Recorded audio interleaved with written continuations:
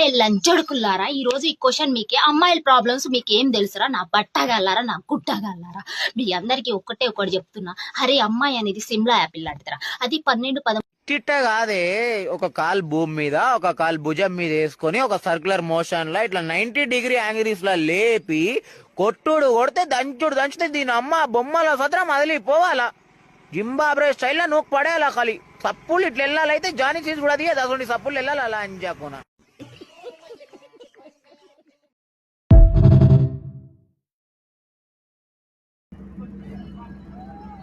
బజార్దనే మీ అమ్మని అడుగు, లేకపోతే మీ నాన్నని అడుగు, లేకపోతే మీ అన్నయ్యని అడుగు, వాళ్ళు చూస్తారు సమాధానం.